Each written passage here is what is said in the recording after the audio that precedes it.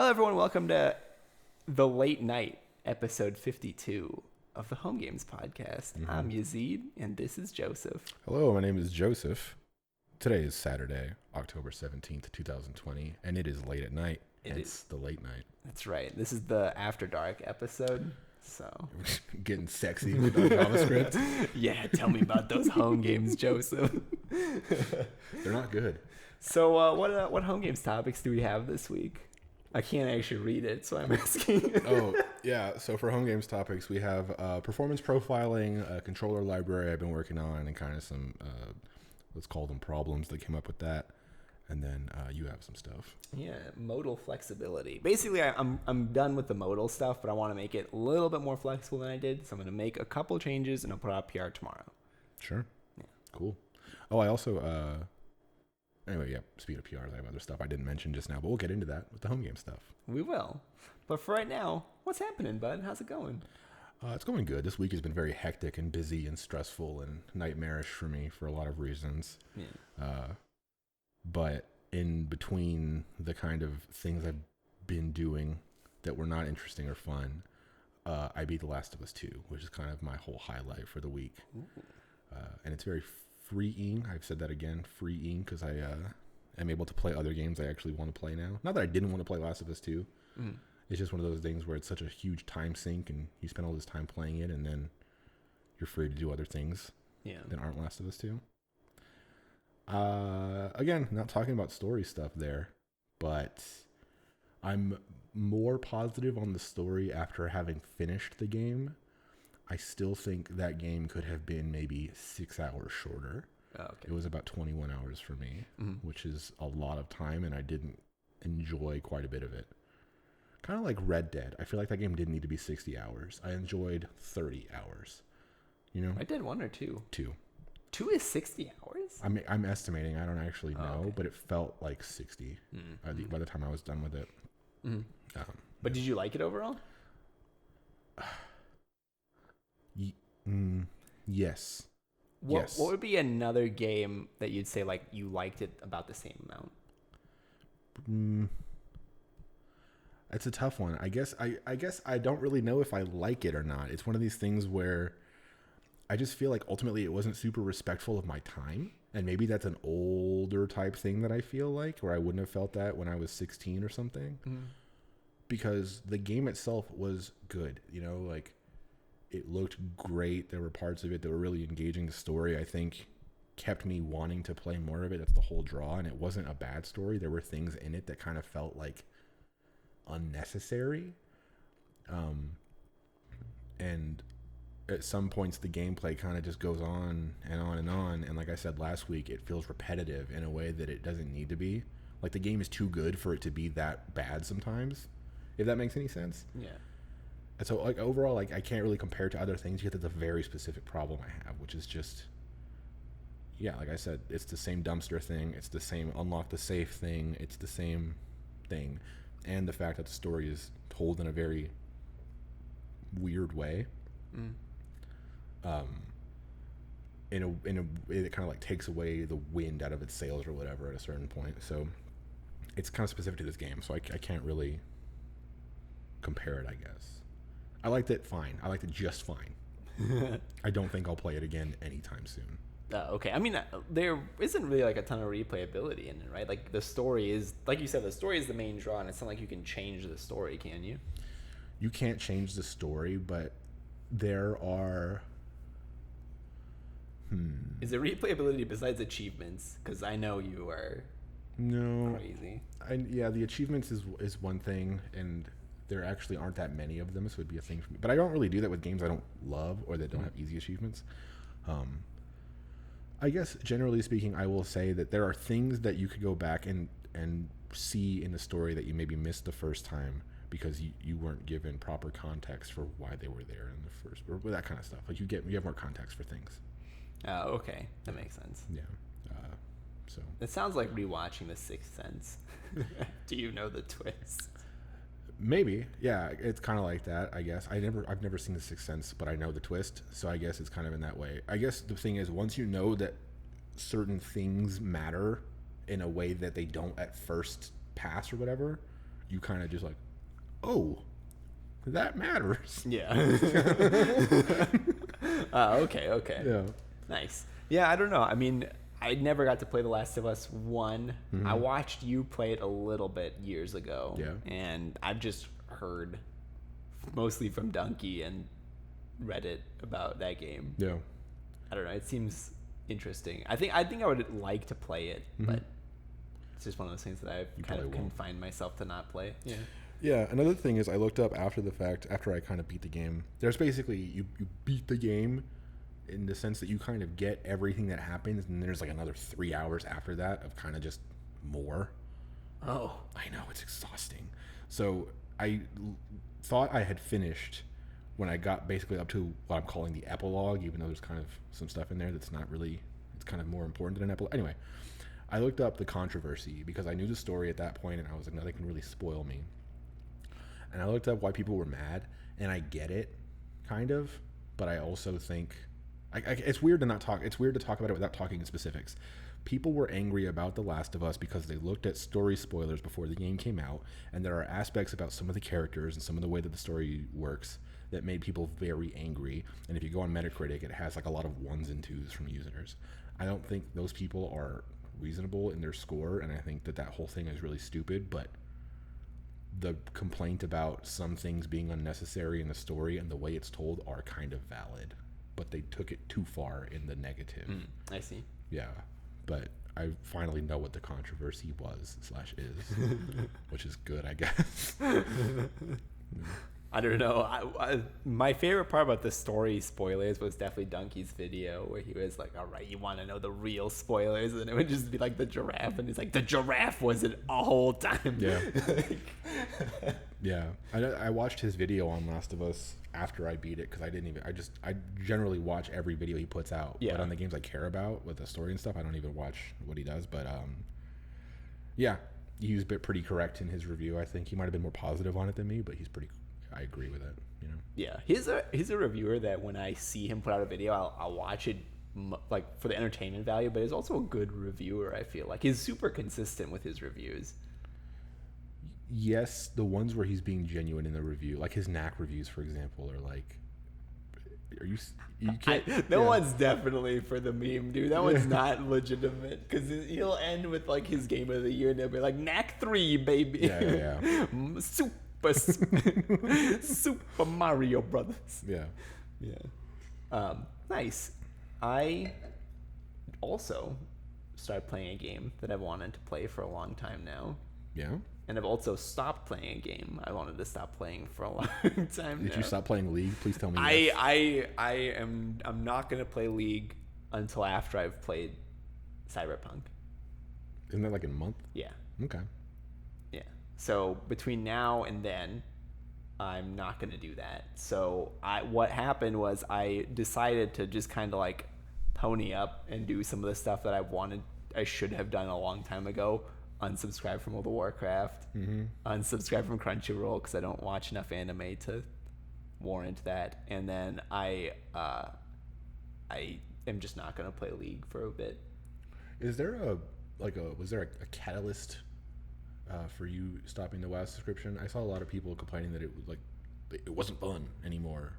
But I don't know. I mean, I was having fun playing Classic. I just stopped playing Classic. Okay. If that makes sense. Like I just didn't. I wasn't playing it because like I was working and then I was putting so much time into watching like the League of Legends World Championship, which is ongoing still, and like in my downtime, I'd have like an hour basically to do something, and so I was just like, well, I'm not going to really accomplish anything playing an hour of classic World of Warcraft. It takes like 40 minutes to get from one quest zone to the next. Like it's not going to be. It'll slow my grind down significantly. So I was like, I'll just pause that because I'm not going to play it. So that was like the catalyst for that. Although people were complaining because Shadowlands is the new expansion for it, and they dropped the pre-patch. So basically, they did some of the like groundwork changes, and some people were pretty upset about it. They squished all levels, so I think max level used to like 110, and now the highest level you are in current retail would be 50. So they crunched everyone down to like that. Okay. So it's like a big numbers crunch across the board and stuff like that, just to fix some of the problems that were kind of popping up in the game. My uncle played it, and he was like, I really enjoyed it, but he also plays the game super casually, so I have no idea if it's like the really casual people who are upset or like the ultra hardcore people who are upset. Yeah. I imagine it's the ultra hardcore people who are upset. Yeah, but it's very like anecdotal, but we have one friend who is fucking crazy into WoW, and he never tweets, but he was tweeting about WoW not being fun anymore, and I was like, this is something. I trust this man. Yeah. That's really all I know. Yeah, I don't keep up with retail. I stopped playing retail like a long time ago now. I'm like 3 expansions behind, so I would need to like really commit to learning if I was gonna have an opinion on it. But no, I canceled my subscription because I wasn't playing Classic, and I wanted to stop playing League because I think it was hurting my mental health. Honestly, Yeah. the amount of bullying I was getting was insane.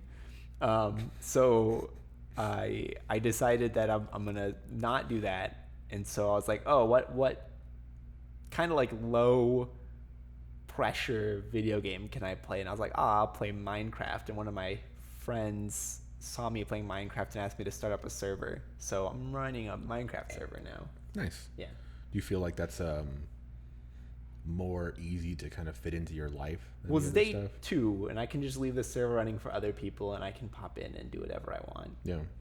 Yeah, I mean, it was more like committal yesterday because it was just me and my other friend, and then later on another person joined. But we were like we were really scrapping for resources because like we just started and we chose like a really we wanted to take it like kind of mellow and slow, which is fine, but it we were taking it mellow and slow to the point that we were not keeping up with like the minimal level that you need to play Minecraft at. Like we didn't have a regular supply of like food or resources. So like we were burning resources and food and being like, oops, we have to go out like right now and find stuff, like skin of our teeth kind of living in the game, which was fun and funny. But now that other people have played and we've played on that server for longer, we're kind of like established now. So we're less likely to die, or like a death won't be like the end of the game pretty much for us. Yeah. So that's kind of nice. Isn't there like a free mode in that game where you don't have to worry about that stuff? Yeah. Do you not play that? No. I mean, the creative mode is fun if you want to just like build crazy stuff. Yeah. And then there's peaceful mode, which is basically like you want to survive, but you don't want any challenge doing it. So I'm not kind of into those. I'd rather play it The way God intended. Yeah, basically. Like, just, like, I want it to be challenged. I was telling my friends this. I was like, I enjoy the game, but what I like about it most is that I can mess up and I don't get yelled at. Because in League, when you mess up, somebody shouts at you and calls you really mean names. Why don't you just mute people? I don't know. I take the abuse every time, and I don't know why. I mean, I think it's probably better to just stop playing that game completely, but I mean, you can mute people. You can, but you know. I think, to me, I'd rather know that they're saying mean things than just assume they are saying mean things, if that makes sense. Yeah. I don't know. You could just mute everyone from the start and not even know if anybody has a mic, so you can't know. No. Like, I don't hear them in chat. I mean, like, they'll type it out. Oh. That's worse. I feel like seeing it typed out is worse. It really is. It really is, because you know that wasn't spur of the moment. Yeah. Somebody had like hit the enter key, type it in, then hit the, and like in their head be like, even though I might get banned for saying this, it's very important this person knows this information and they send it. That's crazy. I feel like people who act like that in games have like a serious actual problem, and there's like a lot of them. Like, I feel like getting that angry at human beings online is I don't know, it requires something to be broken in you, which maybe is, I kind of agree with this. Maybe people who play League are broken. I think so. I think on some level, like a lot of the people who play League of Legends, like, I think it's kind of too late for that game, right? I think like the culture in that game was too toxic in the beginning, and it just has stayed that way. Like, if you compare that to Rocket League, most people in Rocket League, the most BM thing they'll do is just spam what to say when you mess up. Well, yeah, but you can't talk in that game, right? You can. On PC, you can definitely type to people if you want to, and they see it. And if they're on PlayStation or Xbox or whatever, I don't know what consoles it's on, they can't type back to you. So but they can read it. So you can really say some stuff and they can't even fight back. Yeah. But most people just spam like what a save or whatever. And I think that's way nicer than when in League of Legends somebody tells you they hope you get cancer and die. Right. So it's like different levels. BMing in the game is fine, I think, but like telling someone that you hope they die is it's a little much. If you had to design like a communication thing in a game, what do you think is an ideal way to do it? Bruh, that's a very good question. I don't know. So in my head, immediately what I was thinking is localized radio. In-game localized radio, I think, is the way to do it. So like you can chat, but only to people who are close, who are in the vicinity, and you have the option to turn it off. And you actually follow up on reports because there's someone out there. Like Insurgency is a game where people just really say some racial stuff in there, and I think if they had a real report feature that was working, you get like chat restricted or just restricted from the game for a bit. That'd be kind of nice to have. See, I don't know. I feel like it's such a double-sided thing for me, where I feel like people chatting and being really like hateful people in chat is a problem that exists outside of the game. Yeah. So just stopping their ability to say something doesn't fix anything. You're punishing them. Yeah. But are they going to be like, I'm a changed person? No. I'm not racist anymore because I got banned from chat for a week. Listen, I agree 100%. It's like a systemic structural issue. Well, it's people. People are the problem. You have to like I think you have to like make effort in the beginning of your game so that you like establish a community that doesn't accept that, basically. Like if your community is like, we don't accept people saying racial slurs to other people, then that's okay. Like if your community in the very beginning is like, you cannot tell people to get cancer and die, then people will not do that. And in League, for a long time, there wasn't really, there was like what's called the tribunal system, which is basically the developer was like, we'll give this to people who want to review cases and see if they chat or ban people. But you got like in-game currency by doing it, but you weren't required to have like any time on there. You could just spam like either guilty or not guilty, which basically was like, it meant that like that system was completely busted anyway. So yeah, I don't know. That's what I'm saying. Like you have to make a real concerted effort in the beginning to like be like, don't do that. But I think a localized radio is like the coolest way to do it. Yeah, but you can still call someone horrible things. You just have to get close to them in the game. Yeah, but the people around you who hear you then can choose to not be around you and hear you and or report you. But also, if you have like a robust community who doesn't accept that, the idea is that, oh, they heard you say that, and so they're going to like report you, and you get like flagged as being, possibly a psychopath. Yeah, see, I feel like that, like, okay, what happens when someone is reported in your ideal Yazeed world? In my ideal Yazeed world, when someone gets reported, we notify the authorities. The FBI show up and they get taken off to a mental health expert for evaluation. No, I think if somebody gets reported like that, the idea would be like you first give them a warning and you're just like, hey, like it's not cool to do what you did. Like you said some stuff and people reported it. So like, just be aware that we're kind of a community against that. And then if you do it again, then it's like you get a 1 day ban. And if you do it again, it's like you get like a game ban. Like you get a chat ban for like a day, then you get like a week banned from the game, basically. See, I feel like I don't like that. I don't know how else to prevent the problem though, because it's like, how do you do it? I think you shouldn't take away someone's ability to play the game, because if I've paid money for a video game and I'm an evil person and I act like it, taking away the video game seems like some sort of unfair thing. Even though I'm like horrible, I paid money for this. You know what I mean? I should have access to it. But if it's found out that I'm horrible, you can just group me with other horrible people. Mm-hmm. So the nice people don't have to engage with me. They don't even know I'm there. It's just like I'm at the bottom of the barrel, trash talking to trash. And I guess it's hard to get out of that. Like, how do you have a system? Yeah, the problem then is you have two games running simultaneously. One where it's like the good people, one is where the garbage cans live. Yes, but I'm saying, what if you're 15 and you're a garbage can and you end up in the garbage can tier of some game of Gears of War or Call of Duty, whatever, and it's garbage cans talking to garbage cans. What if you have like a change, whatever, you legitimately realize that you're being mean to people in a way that isn't beneficial to anybody, and you change? How does the game know that you're not a bad person anymore? Okay. Idea time, big brain time. Okay. We'll call it a petition. You can send in a petition after a certain period of time based on how many offenses you've had and how many failed petitions you've had, where you can say like, I've changed, I'm a better person, and I would like to be placed into the regular queue again. And then if you go back in the regular queue and they say you're a bad person and you go back into the bad people queue, that's a strike against you. And it's like the more petitions you failed is the longer your sentence in the hell zone has to be before you can petition again.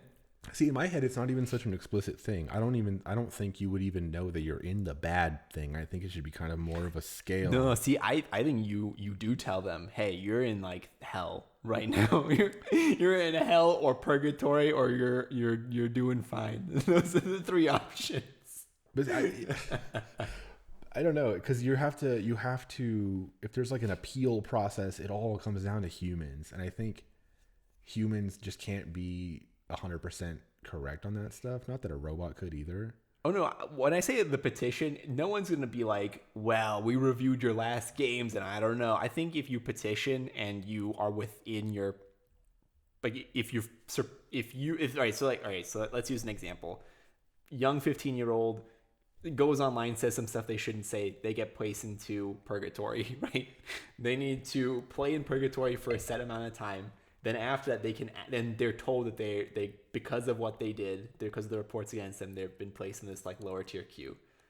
After reports, you're still depending on people. Right. But in theory, people don't know that you are in or out of purgatory, so they are just reacting like what you're doing in the game, right? I mean, of course, like you can just spam it on everybody and just get like some rando in there, but hopefully people aren't doing that. Mm-hmm. And then once you're in there for your allotted time, you can ask to be placed into regular queue. They put you into regular queue. And then if you fail, like you're just in the regular queue like a normal person, but if you get reports against you again and you go back, that's now like another entry into purgatory. Now you have two petitions. Now you have two like failures against you, and so your period in the hell zone is longer. I think that's like how I would do it. This just feels too complex to me. Yeah, of course. Yeah, you're asking me for like the ideal system, and it's like, well, ideal, but also it's gotta have some complexity because people are animals. I just think any system that depends on reports is broken, because if I'm in league and I have a group of assholes that I play with, and you suck, we could just report you and say that you called us the N-word, and they're not going to check that you did or didn't. They're just going to see reports, and it's like, oh, we're going to put Yazeed in the hell land or whatever. Yeah. But it's not your fault, because it's any report system is based on people, and people are shitty and people abuse every system they get. Yeah, I think the idea would be like you have to have like above 10% of your games after like 20 games, then the reports have stuck.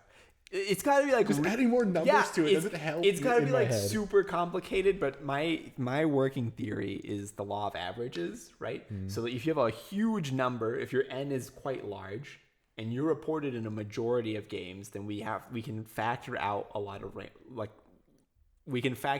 extenuating circumstances, and we can say like, okay, we can take a random sample from your games and we see that in 50% of them you've been reported. That's like you're either a psychopath or you got real unlucky, but you're going into hell anyway.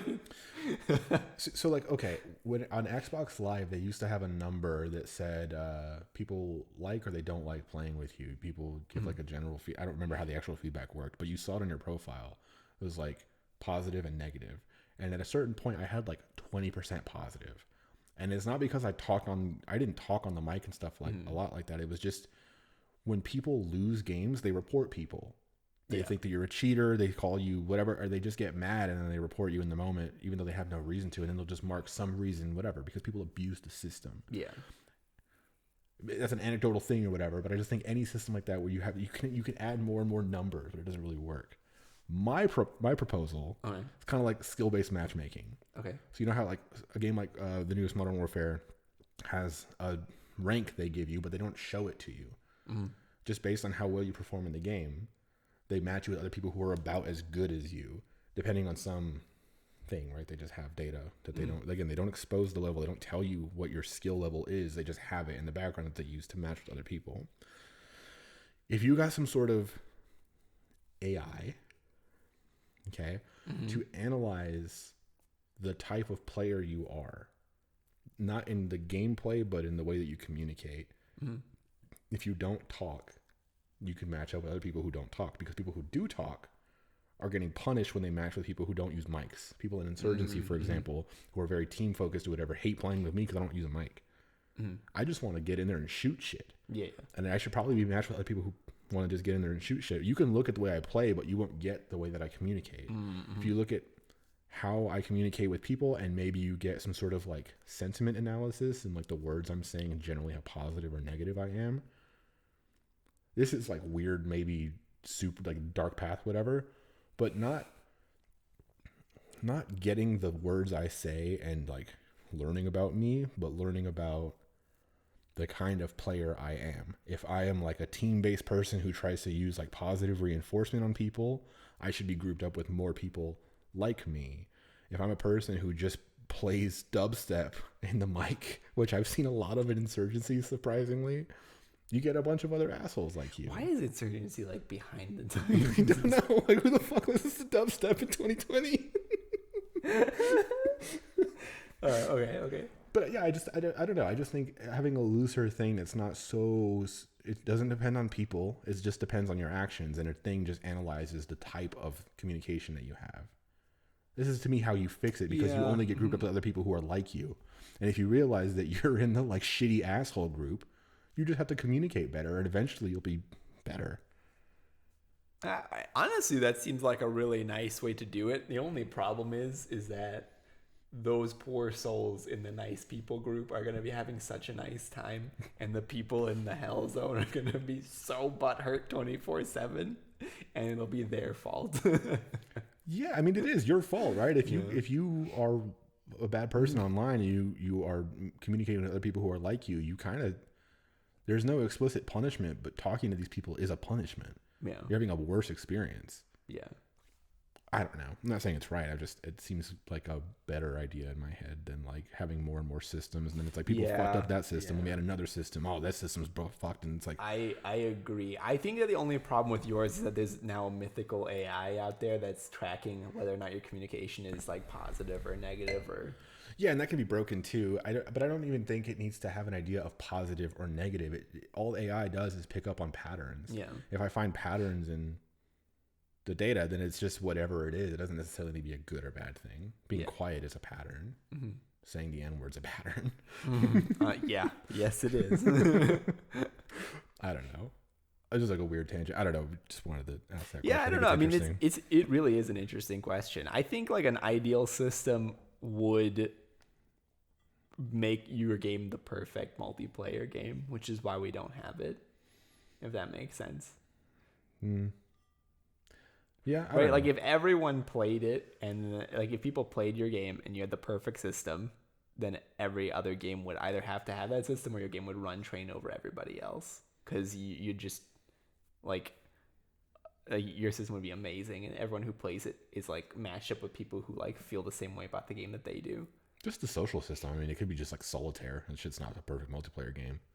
It's not like I gave up Gears of War because this solitaire is fucking litty. You know what I mean? Okay, that is true. You have to have a good game still. Yeah, you need to have a good game. Yeah. But like I don't know.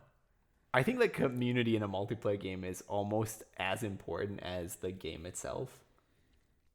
Depends on how important the multiplayer is.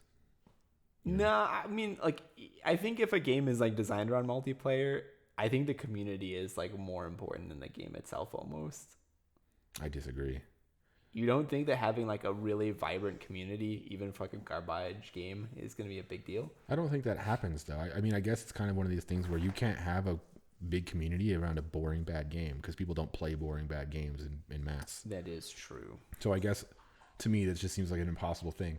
Yes, a community of a multiplayer game is important, but it also depends on the thing. If you have a bunch of people, I keep going back to Call of Duty. Call of Duty has a relatively, it's so big that the community doesn't exist. There is no community. It's just people. Yeah. And like, some of them are shitty, some of them are not. And a lot of them don't talk. I'm in the group of people who don't talk, and that's a big group. And the game is all I care about. I don't care about a community, even though like they could just be AI to me. I don't really care. It's just something to shoot at because that game specifically is the game. I don't care about the community. That makes sense. Overwatch, I think it makes more sense to have a community because your team is dependent on. Yeah, or like I think like the more tactical games or like team play games are definitely, you kind of develop a community around it. Also, side note, I watched an airsoft guy on YouTube. Oh no. I don't know why it got recommended to me, but I watched it because it got recommended to me on YouTube. He put in the hit markers, the hit sound, and the scrolling kill thingy in his video. What the fuck? I was like, this is so childish. Yeah, at the same time, I watched the whole video. Yeah. Because this man killed so many people in airsoft. I was like, this is very impressive work. But I don't know. I felt like you needed to know this information. That's cool though. I mean, my first reaction is to say that dude should do something better with his time, but whatever. Like, he seemed really into it. He seemed having a great time. Yeah, that's fine. That's fine. I don't love it, but it's fine. I think he really likes playing airsoft. His name was like Silo Airsoft or something. Like airsoft was in his name, and I was like, okay. Yeah. He's like a lone wolf type guy with like a sniper rifle and a pistol. It's gonna take skill though. I mean, to put all those effects in your video, like it's still valuable. You're still building up some sort of thing, you know? It's not just totally useless garbage. I wonder if he views it as like watching his own footage. Like he's like a professional athlete who's like watching footage almost, because he has to like watch himself do the whole match, figure out like which camera to use, because he has one on his head and one on his sniper rifle, and then also like figure out if he's actually hit somebody and put the little like crosshairs on each one. I don't know. I don't know either. I mean, people do weird things, but that's fine. Yeah, I've never played airsoft. I have once. Did you like it? I hated it. Would you do it again? Yeah. Wait, what? When I did it, it was a very specific thing. It was I had just started a new job, and it was my first week, and they went airsofting as a team event, and I didn't know anybody on my team or anybody we were playing against. It was all a work thing, and a lot of my team didn't speak English as their first language, so they like had a culture where they spoke their language to each other, and I was very much an outsider, so it was just awkward on a whole different level, and I had to like shoot my boss and shit like that. It's like really strange. So I had a bad experience, not because of the airsoft. Oh, okay. So that's why I would do it again. Now that it's cooling down. Now that it's cooling down, I feel like airsoft and paintball are like COVID-friendly games to play. Maybe. I mean, you're breathing heavily in a relative, like in an enclosed space. What? I mean, you're like running. Yeah, it's not really enclosed.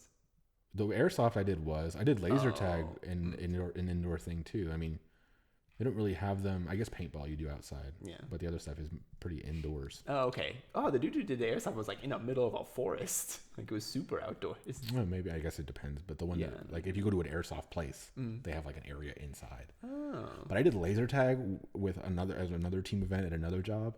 That shit was awesome. It was like you have ammo. You have to go back and like refill your ammo at your base, and it was like domination in Call of Duty. You have to go and secure a point and stuff like that. And I had a moment where I was kind of camping on our point, because the whole thing is like to get the point, you have to go up to it and shoot inside of it from the top. So you need to be super close to it, and then people will obviously try to do that. So you need to camp your point the way that you do in Call of Duty.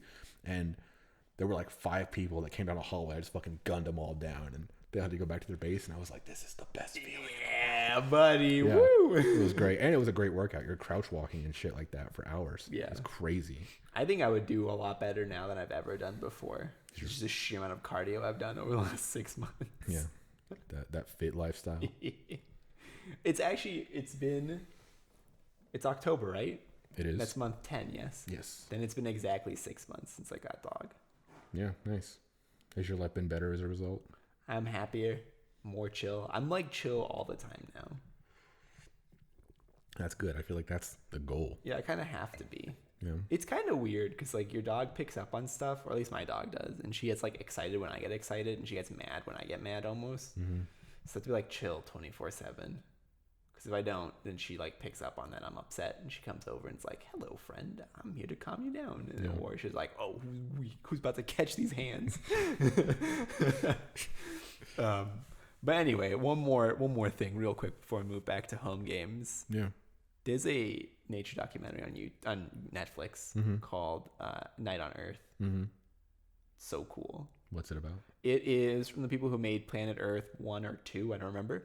I think they're the same people. I think it's the same people. Yeah, and they use like super like new cameras and new techniques to capture nature documentary, but at night basically. Okay. Yeah. And it was really interesting because like I was watching it when you got here, but I was also watching a couple episodes before. And one of the things that really struck me is like a lot of the stuff they would show, they'd be like, "We've never seen this before." Or, like, we didn't know this happened. One of the things that kind of blew me away was they were showing a cheetah on a hunt, and they were like, "Before this, we thought that cheetahs could never hunt at night, but it turns out 30% of all of their hunts occur at night." Like, what? That's so cool that we're like learning new stuff just because of new technology. Is it the specific types of cameras? Like besides being able to see at night, what is there anything else?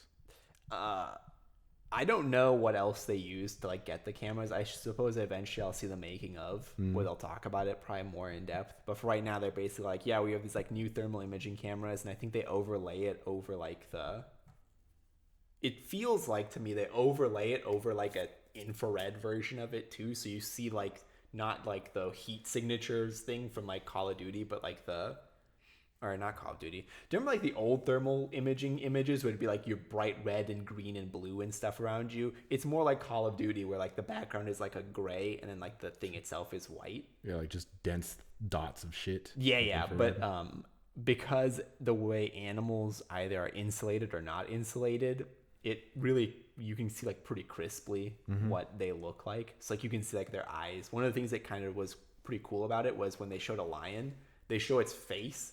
And like most of its face is like dull gray, like barely warmer than the like surrounding environment, but its eyes are like super bright because of how much heat comes out of those. Yeah, I don't know, it's really interesting. I don't know if you'd like it, but I love nature documentaries. Really? Like I like Planet Earth. Super cool. Yeah, if you like Planet Earth, you should watch this one too.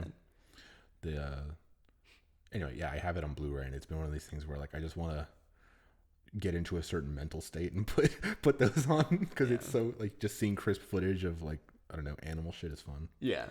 Planet Earth 1, I loved a lot. Planet Earth 2, though, when I watched that one, like, I don't know if I need to go back and rewatch Planet Earth 1, but Planet Earth 2 to me had some of like the best drama of any television I've ever watched. Yeah, the little guy running across. Yeah, the iguana, the penguin on the like when like the waves are like smashing into the rocks and like the penguins are coming out like all bloody and stuff like that. And then the David Attenborough was like, but they'll go in again because they have to go get food, and you just see these penguins just go for it. Like, oh my god, dude! Like, what? Is that the same one where the things are like standing on the mountain on like the side of a cliff? Yeah, and they're just and they just go for it because that's their own, like that's what they do. Like, god, dude, hell yeah, it's good stuff. Yeah, I need to watch Planet Earth 1 because I really legitimately don't remember that much like drama or like storytelling in Planet Earth 1 as there is in Planet Earth 2. Yeah, but this show has a lot of that same like storytelling element to it. Yeah.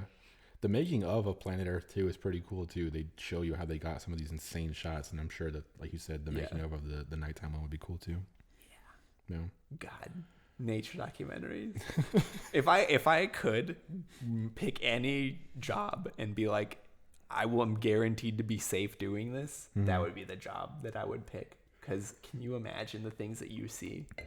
Be pretty that cool. no one else has ever seen before. Yeah. So I wish you just groaning. Yeah. Dog moment.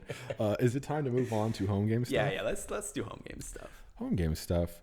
So I'll go first. Okay. I was working on some stuff.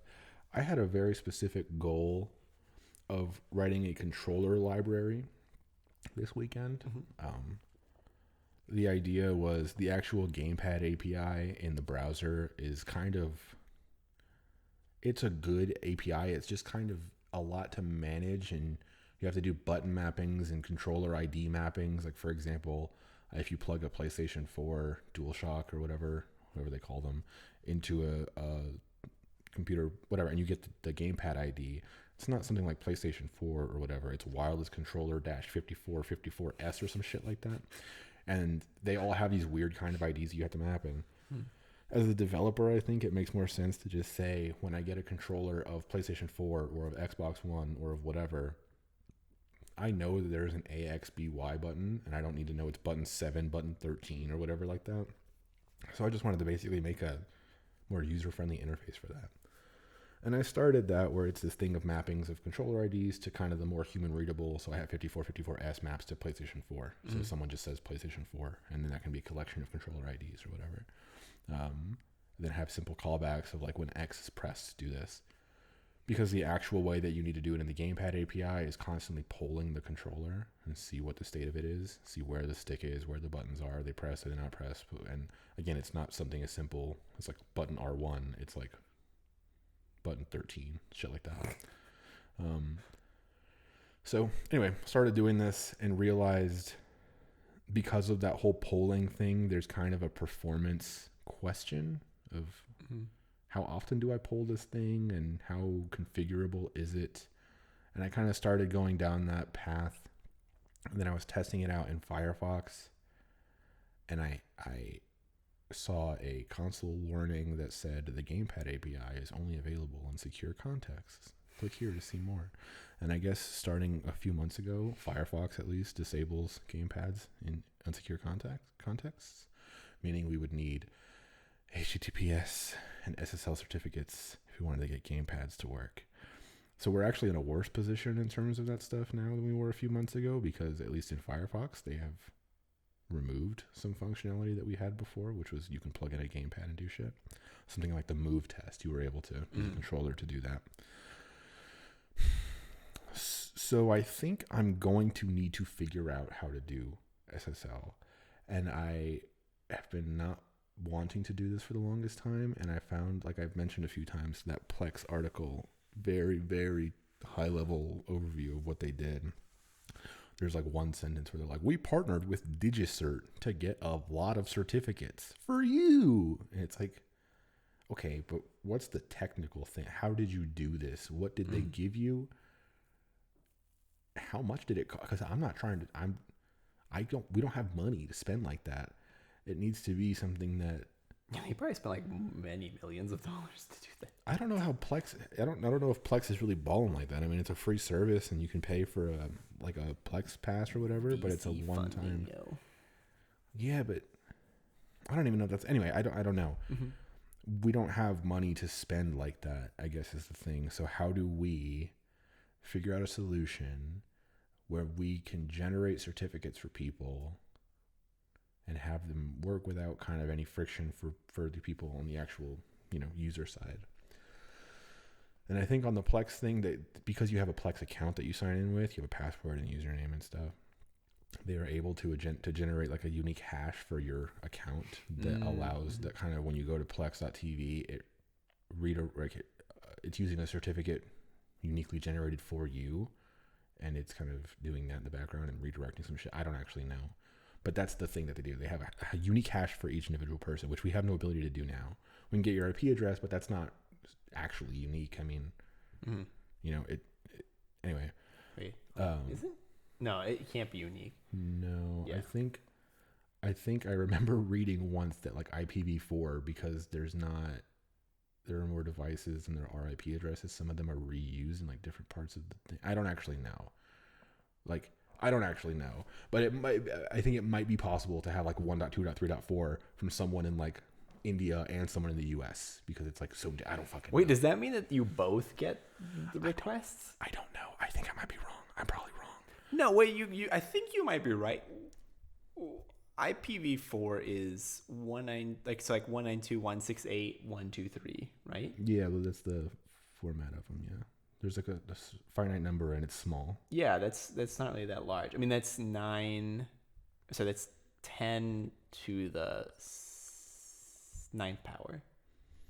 Yeah, I don't know. That's not that big. We live in a world where people's refrigerators have IP addresses now, so Yeah. it's kind of like a different thing. But that's why IPv6 is like this insane looking 32 fucking. Anyway, Yeah. Point is, I don't know if IP addresses are unique, and I don't think they can reliably map to you. Mm. You know, like I don't know if we can do that. That's where you kind of need to have an account to say, like, when I launch home game stuff, homegames.link or whatever redirects to my thing. I can't do that just based on an IP, a public IP. Mm-hmm.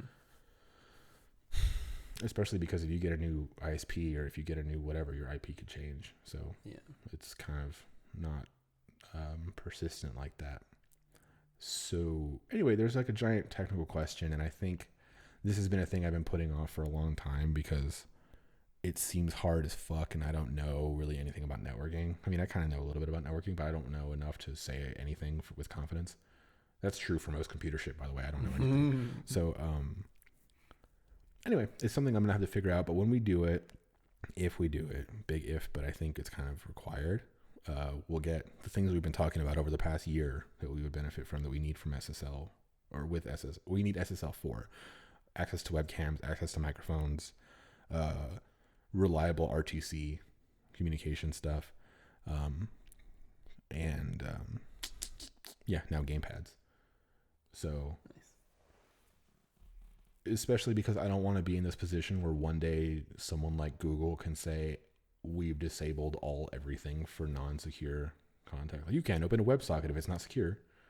Then it's like, well, we've just been fucking destroyed by someone making a decision at a large company because, Chromium is like 80% of the market or whatever. So I don't want to be in that position. So I think we need to figure out the SSL thing, and I'm going to hopefully spend some time to just figure that stuff out in the meantime while I'm working on my games and stuff. But we got to figure that out. And I think I just kind of hit this very bummery type vibe this past couple of days because I realized that you can't just build shit for fun. We have to figure this thing out. Yeah. Well, I will also do some research when I get some time, and I will see if I can dig anything up. Yeah. I mean, it seemed like one of the more used ways for people, especially developers, was that you go into your browser and you add a cert that's like a made-up cert. Yes. But we can't do that. No, I mean, unless we could script that, but I'm pretty sure that the browsers would be like, yo, you can't just add a cert because anyone would just add a cert. Yeah. I think one thing we could do, which is not something I want to do, but we could move this to a thing where the real features are in a hosted version of home games, and we have subdomain.homegames.link, and that's your thing, and it's hosted by us, and it costs us money and whatever. But that completely goes against home games. Like, it's not a toy that you can play with by yourself and like play with people in your house and learn and all that kind of stuff. You kind of need to pay money, and it's controlled by us, and I don't like that. So I mean, that's also a ton of overhead costs, but also like basically you or me would be on call 24/7.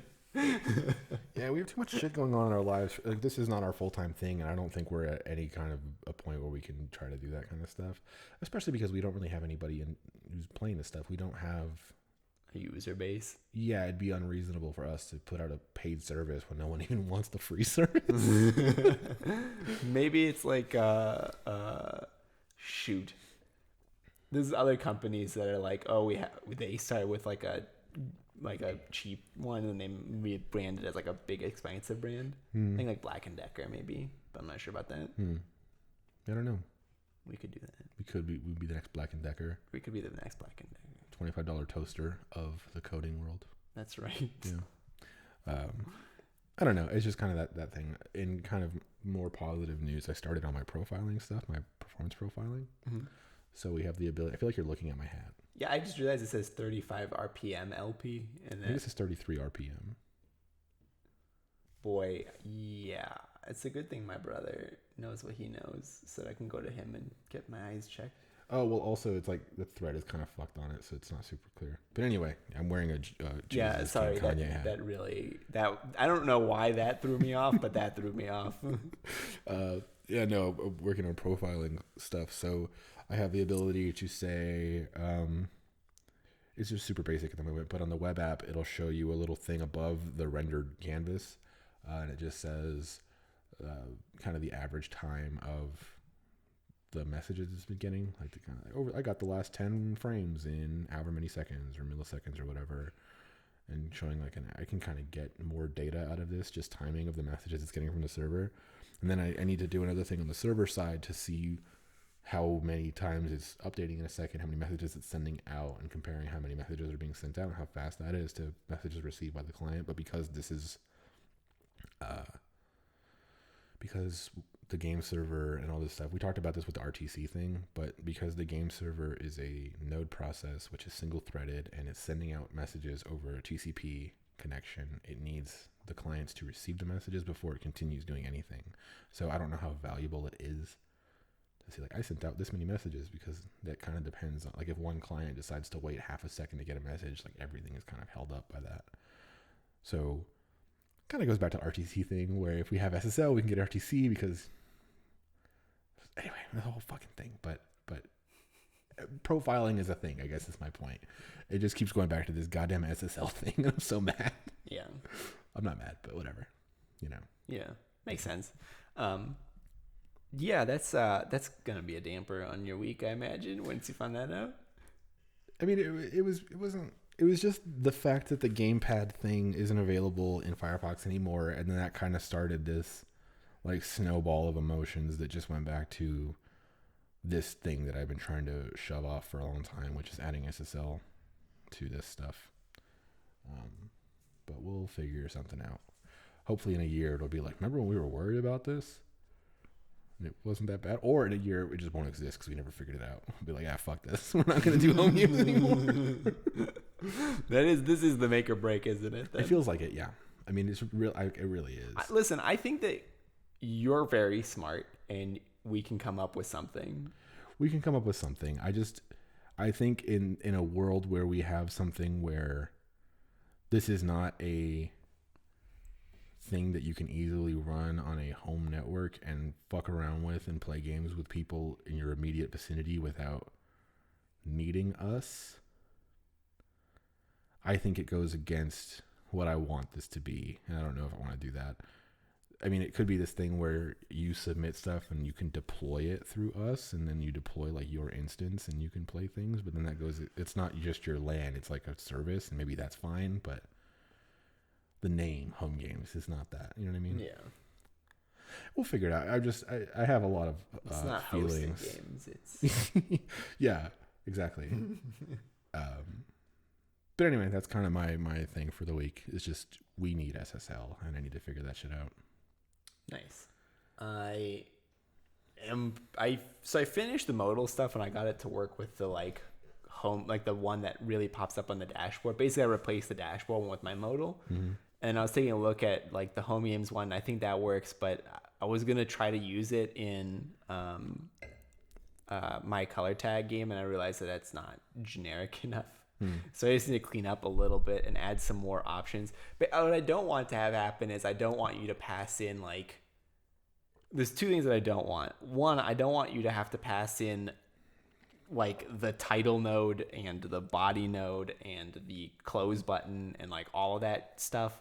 But I do need you to give me the information, because one of the things I realized was that all of mine were, I allow you to change the like the size, like the, you can change the like coordinate, like the you can change the size of the modal. Mm-hmm. You can change the location of the modal. Okay. I didn't give you the ability to change the location or the size of the close button, which was fine when the button was always in the top left. But I realized that if you don't have a square, or you don't want it in the top left, like you want the close button in the bottom, like OK close, doesn't work so super well. Is that an option? Like, if someone wants a close button in the bottom right, I would say that person should be arrested. You know what I mean? Like, this is like that thing where we talked about kind of how much control do we give people over stuff? When do we restrict them? Yeah. I mean, do we want them to be able to move the positioning of the button like that? I think we should, because I think in theory, that they wouldn't misuse it. See, this is you being a lib again. But I think in theory, right? Because each node in a game can theoretically hold a modal inside of it. We need to allow them to move the buttons around as they need to. Otherwise, what we're going to run into is like if we had a grid of modals, right? If you had your grid of modals and all of them had their button in the upper left, I think that could cause a problem if you have too many and they're stacked. So now you can have one at the top left, bottom right, top left, bottom right. And so now you can have your insane nightmare monster and it actually can semi-functional. I guess to take a step back though, the actual purpose of a modal, I think the word is to like a mode, like you shift from the thing you were doing to this kind of like other thing. Yeah, that's like subtask. And to shift into another thing, the like modals are typically they take over the entire space to kind of force you to engage with them or dismiss them. And having a grid of modals in like the traditional sense of a modal actually shouldn't be a thing. And it should, like, I guess just to simplify things, if we want to create a utility for someone to create a modal, they would need to be able to say, this is what I want in the modal, this text, this image, this other kind of thing. And maybe they don't even change the size, because if it's a modal, it's like, well, it should take up 80% of the width. It shouldn't take up 20% of the width, because that's kind of like a weird micro modal. I mean, you can have like an alert. I guess it's, yeah. I guess I just need to know, well, I don't need to know anything, but I mean, I don't know. Maybe my thinking now is that it's too complicated. Like we're putting too much thought into how someone would potentially use like pop-up square, and we're trying to make it everything. Or if we take a step back, it's just pop-up square. When someone wants something that isn't declared in their secrets, we just need to tell someone, and we need to make that a thing that's able to be used by everybody. To tell someone information and say, hey, you fucked up, click X, you know? And it's not like, I know I said it should just be like a generic thing to create a rectangle, and I think maybe I'm going back. Anyway, whatever. I just have thoughts. I don't actually know anything until I see your CR. Yeah, or pull request. I think your phone picked up. You said CR instead of PR. I said CR because at my job they're called code reviews, not pull requests. What was I gonna say? Sorry, I was using that more as of an example, right? The button location and stuff like that is more of an example, not like a hard absolute of what I'm trying to solve. I think what I'm trying to solve is to allow an end user to control better what shows up in that modal and how that modal looks. Because I don't want every modal to be home games black faded in from zero. I think the fade in is right now hard coded, and I think that should stay. But I don't think every modal needs to be black, because what if you could change color, but maybe not position, maybe not. Yeah, I mean, like you could change the size of it too. Like, what if you have a lot of text that you need to display, so you need your modal to be a little bit bigger?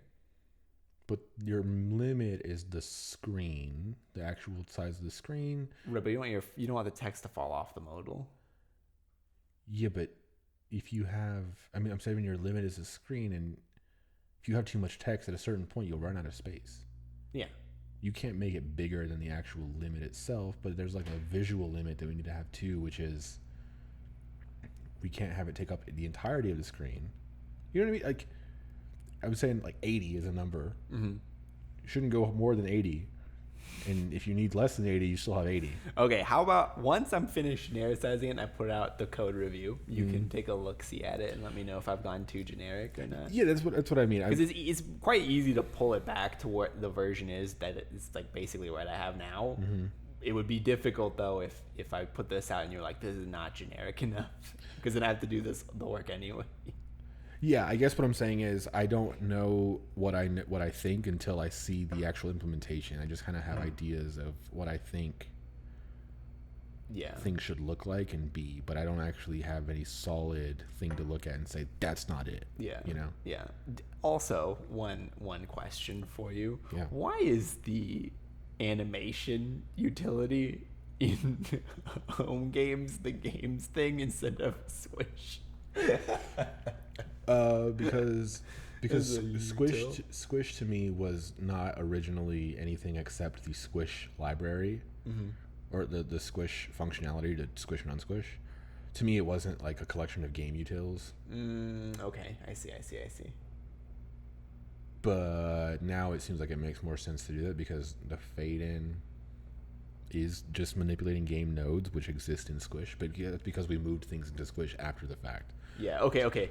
I that threw me off because I finally went in to finish that up, and then I was like, why is this here? I was like, I have to just duplicate this function over. Okay, well, I'll just add it to here, but I want to double check if there was a reason for it. Yeah, no. And the other one was, boy, why is your math so complicated? Every time I look at you doing math in code, I'm always like, what is this doing? If you're looking at the animations.fade in, I wrote a lot of that in Seattle smoking big weed. A lot of that math was just like very in the moment. I did it in Seattle because I'm not breaking any laws.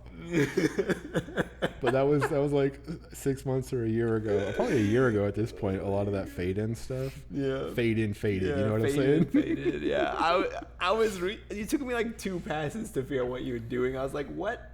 Because the way you wrote it was you're like, if the fade in is like fade in plus the increment, and I was like, but you looked at so many values that were exactly the same in the calculation. I was like, what is the actual meat of this calculation? The goal was, so what a fade in does, for some context for listeners, the fade in is a utility that will change the alpha of the RGBA color that you give something from 0, which is totally transparent, to 255, which is completely opaque, right? That's So the fade in says, okay, if you give me a time that the animation needs to complete in, say half a second, I have some math that says I'm going to update the alpha this many times over this half a second to make it look kind of smooth from 0 to 255.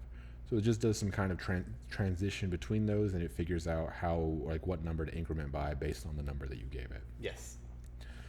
And it's kind of fucked. Listen, it works. It works. I'm gonna clean up the math in there a little bit though, because again,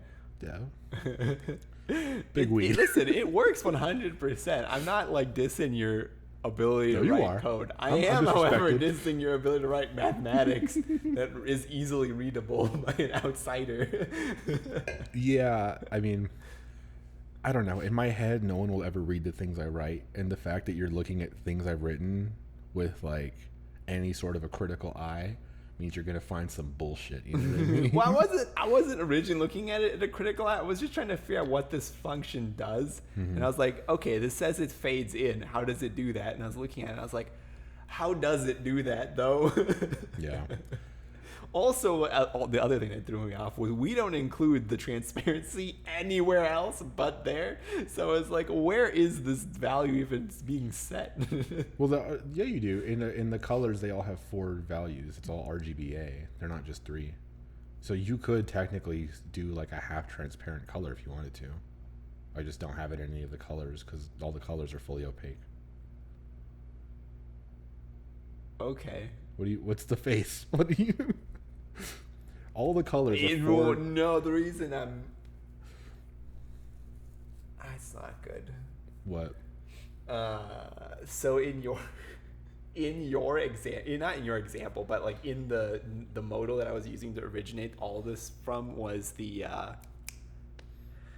one that pops up when you go to like you click a game. That one pops up. In there, you created a color called orange-ish, but you handmade the color with just 3 values. And I just very quickly looked at the colors file, and I was like, these have 3 values. And I didn't actually count them, so I just assumed all of them had 3 values. Oh. So now if you pass in a color that's actually from home games that has 4 spots, I add a 5th spot, and I think that might break when JavaScript tries to do its thing. I think what the fade in does is that it only inspects the first 3. I don't know. No, that is correct. But the color is the color for, because you hard set the color. You don't set like position 0, 1, 2, 3, 4. Like here's all of them. Here's like just the color array that like gets passed in as its variable name. So I need to make that change too. I'm glad I asked you about this. Yeah, they should all have 4. The orange-ish, I guess, is like a fluke. It should probably be a bug then if it's only 3. Well, I mean, it won't exist anymore, right? Because that modal will actually be controlled by my modal stuff. No, man, fuck you. I want to be able to have my own modal still. You can write your own modal still. I don't know Okay. why you would. Yeah, I don't know. And then my genius idea will be all for naught. No, yeah, I don't know. I need to look at code. It's hard for me to think about these things without looking at the actual implementation, but they should all have 4 values. Do you remember when we first started doing the podcast here and I told you one day you'll just hear her sleep bark in the background? Yeah. She did a little sleep woof. Very nice. Thank you. I had one other thing. I merged the Home Games web pull requests, so there's that fix for the aspect ratio stuff. Thank you. I updated the pull request for Squish, so I destructured the game node parameters, and everything still works there.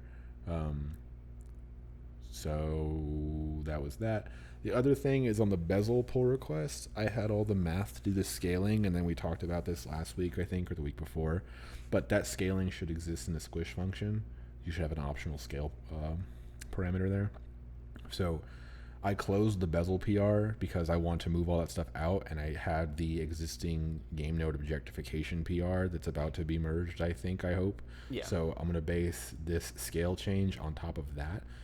So once I move that out, I already have it moved out to Squish in a local branch. Once I get a PR out for that and put that into Squish, I'll do another one for the bezel and home games, and that'll be much simpler because all the scaling stuff will already be in Squish and not be in home games. Yeah. So. Okay. Yeah, I saw you made changes, and I took a peek-see at it. I think it looked good. Peek-see? Yeah. Never say that again. I took a look-see at it, and I thought the code looked good. I just didn't have a chance to check it out and try it yet, so. That's fine. Yeah, no rush. It's like a 40-day turnaround time for these pull requests, but it's whatever. We have shit going on. It's not. Yeah, it's just funny. It's like last comment 20 days ago, and then it's like. I mean, it took me like 3 weeks to review it, so I'm not gonna complain because that would just be. Yeah. That'd be asshole behavior. Asshole behavior. If I wanted swearing in the episode titles, I would make this asshole behavior. But yeah, I have nothing else really. Right on. Are you ready to move on to Song of the Week then? Song of the Week.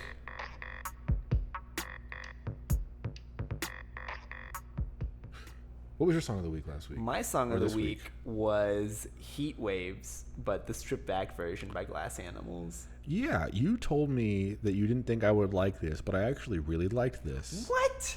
Yeah. Oh my goodness. You're just so hard to please. No. It's just straight vocals. Yeah. And it's really nice. It's like very crisp, clear, very at the forefront vocals. I haven't heard the non-stripped back version of this song, so I'm assuming there's like a beat in that one. I don't actually like the non-stripped back version. But there's a beat in that one? Yeah. That one, it is Glass Animals, so it has like a complicated beat and like a complicated rhythm to it. Yeah. I like Heat Waves because I kind of like relate to it. When you talk about like heat waves really freaking him out, I feel that because it's so goddamn hot all the time, and I don't think he means it in the same way I mean it. When it's like I mean it's literally hot all the time. But he's talking about like a heat wave in June. Yeah. And that I guess I don't know what the significance of June is. He's Let's I just talk about think literal based. I think he's from England, and I think like for them it would be like a big deal to have a heat wave. Oh, Because I think like they don't have ACs. I don't think. is June like summertime there though? It's not, Yeah. right? Yeah, it is. Well then, isn't that just standard? Yeah, but I if they guess- have a heat wave in the middle, it's like when there were heat waves in New York City, right? Like people didn't have ACs, so they would just like drop in like flies from heat stroke and stuff. Mhm. I think like that's maybe what it's playing off of. I don't actually know like the full story behind this. But I guess if he's not talking about literal heat, then I don't know what it would be. I don't. Well, he talks about like remembering somebody, like thinking about somebody during like these nights during the heat waves that are really freaking him out. Yeah. And I don't know what the song is really about, but to me it is about just having heat. The other option that I thought of was it could be about global warming, where it's like these heat waves, they're getting worse and worse, and it's really freaking me out. But that might be taking it a little bit too far. I'm not sure. I don't know. It felt like it was about like being left by someone. It was like thinking about someone who's no longer with you or whatever. But then it was talking about heat, and I was like, I don't get this either. But the singing was cool. I like vocals that are weird, and I feel like this whole thing was just weird vocals, like the way he says freaking, like whatever. Yeah. Like I like that kind of stuff. I thought it was really cool. You get to appreciate how good people are with their voice when it's just something like this. It's just the voice. Yeah. So I thought it was really cool. Nice. I actually think you would really like I think you'd like a lot of Glass Animals then, because I think you like a lot of the stuff that Glass Animals does. You showed me one of the other songs before, I think. Yeah, The Other Side of Paradise was last week's, and I think I've talked to you about Black Mambo and probably a couple others. I think I just hate their artwork, Yeah. and I don't want to hear anything. Yeah, they definitely have that like hipster, like pineapples are cool vibe to them, but their songs I think are slaps. I do like slappers, so that's great. Yeah, I don't know. Maybe I'll put it on one of these days, like their album, just to kind of see if I'd recommend Zaba, Zaba, if you're gonna listen to just like one fully. Sure. Yeah. Good to know. Speaking of albums. Yeah, what was your song of the week? So, one might expect at this point, anytime a new Griselda album comes out, I'm going to make that some song from that album my song of the week. And Benny the Butcher came out with a new album called Burden of Proof this past Friday. And he's been hyping it up. It's entirely produced by the man who produced People in Paris by Kanye and Jay-Z. His name is Hit Boy. Oh. It's not I was People. like, do I know this? It's not People. No, it is not. And so it's kind of a different sound for Benny the Butcher, I think, because typically the songs, the production sounds like they came straight out of like a New York gutter, whereas Hit Boy produces like kind of not that way. I don't have enough kind of expertise to kind of describe it in a way that isn't embarrassing, but it sounds cleaner. It sounds more like expensive and like put together and not just like fucking gutter trash, you know what I mean? Yeah. And in a good way. Kinda. In a good way. Like grimy, I guess is the way that I would describe it. Yeah, this song had way less grit than the other song you told me about. Like not the song itself, but like the beat in the background felt like a little more polished. Yeah, and I guess more polish instead of more gritty, grimy, whatever type thing. And this album is definitely on the more polished side, which maybe not love it as much. Like I listened to it a couple times trying to really get into it, and I couldn't. But there were still some really great songs on there. I think just maybe less than I would have liked. And this is it. I just had to listen to it a couple times. It's only been out it literally came out yesterday. Fuck, man, I have no perception of time. I said this past Friday, and I thought it was Monday, but it's Saturday at the moment. Anyway, it came out yesterday, so I need to listen to it more. But there were some songs in there that I liked, and the one that I liked the most was One Way Flight featuring Freddie Gibbs. Tell me about it. This song was so good. Awesome. This song was so good. My favorite line of the whole song where he was like, what's more important, the flower or the soil that grew it? Yeah. And I was like, damn, I didn't know I was coming in for a philosophy lecture. I really liked this song. Also, I like Freddie Gibbs. Yeah. I liked you recommend one of his songs like a long time ago, like probably like really early into us doing Song of the Week. Mm-hmm. And I really liked the first half of his song, and then he changed the beat, and I didn't like that, and so I didn't like the song. Oh yeah, I think it was Crime Pays or one of these songs from what's their most recent album? I don't know. He's wearing like a yellow sweater in it though. Fuck. What's the name of that album? I don't know. It's the sequel to Pinata. Anyway. The Candy Inside? Not The Candy Inside. Fuck, what is the name of that album? The kids using the Bandana. The album is called Bandana, and the song I forget what it was called. But yeah, Freddie Gibbs is great. I like his hook on this song. This song just in general, I really liked it. It had pretty much every part of hip hop that I really enjoy in it, and I really like it. Yeah, I like the line that Freddie Gibbs had in his verse where he said, I bought some ugly white girl. After I whipped it, it was Miss Universe or something. Because white girl is slang for cocaine. Oh. More cocaine slang on the podcast. But if you whip it, like you're cooking it, you're making whatever you're doing. I think he's cooking crack or whatever is the implication. But it's like, I took ugly white girl, made it Miss Universe. Yeah. Because it's... Yeah, okay, that makes more sense. I think I need to learn a little bit more hip-hop slang before I hop too deep into this. But I really like the song quite a bit. It was a head bopper. Yeah, awesome. It was a nodder, you know what I'm saying? Nodder. Yeah, it's what I like. I like when I can just nod my head along to a song without really like thinking too heavily. Yeah. And this song has some really great lines in it, and also has like a great like just kind of like nodding along while you're writing code or reading or whatever, or playing Minecraft. Yeah, I'm actually kind of surprised you liked this one, kind of in the same way you're surprised I liked your song. Whenever I think of like this is a very like traditional hip hop song. Yeah. It's like the beat isn't super clappy or slappy or really prevalent in the song. It's there to let dudes rap.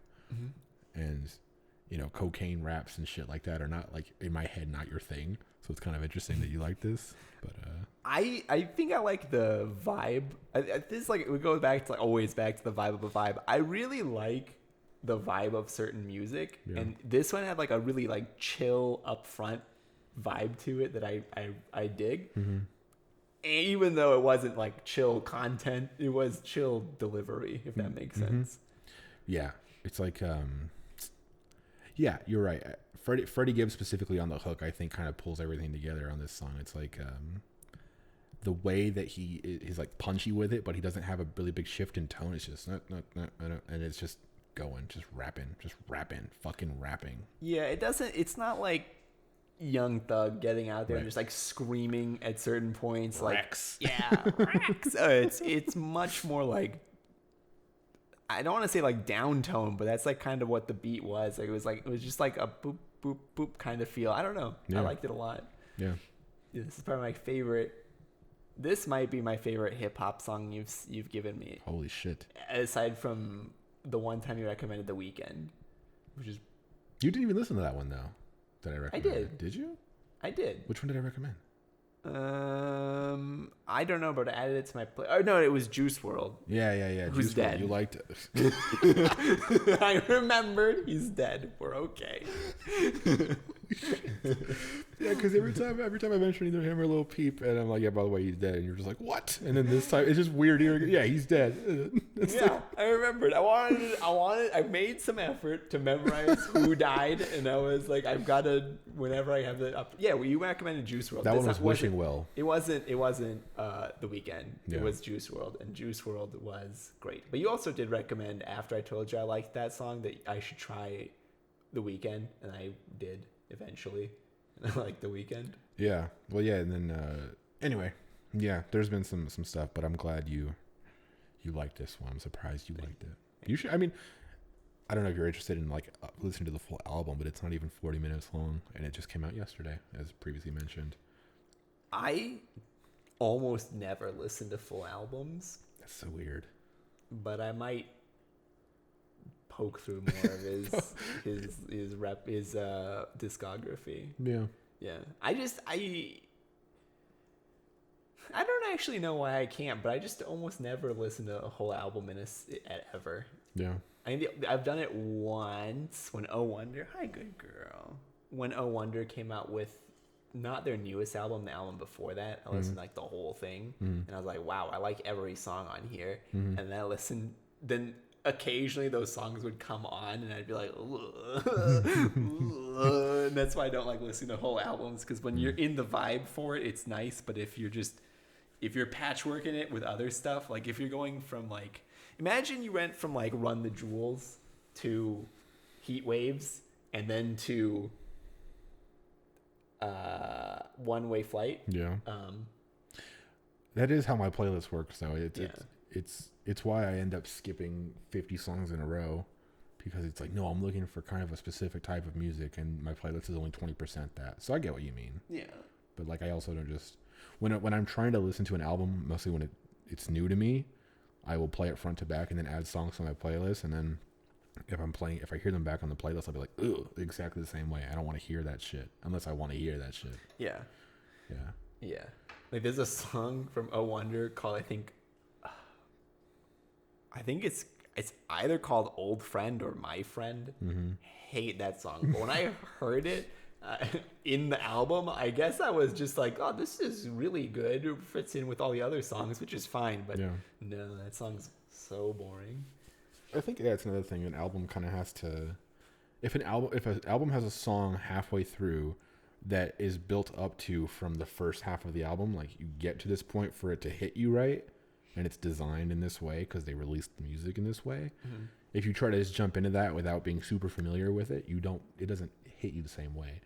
Speaking of albums flowing, biggest complaint about this Benny the Butcher album is there are skits in it that are not separate tracks. They're part of the songs. So like if you like War Paint with him and Conway the Machine and West Side Gun, the last 45 seconds is a man talking, and it's like a skip every time.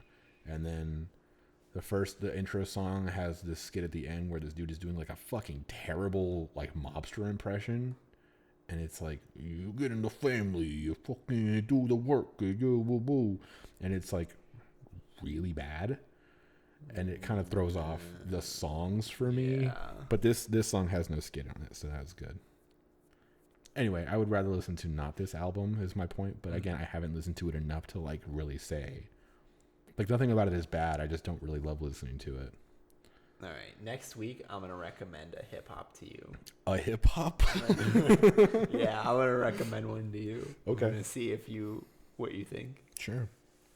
I'll be judgmental and harsh. It's either that or something heavy metal. I don't want to do another indie pop thing. It's got to be one of the two. I don't know any like new metal.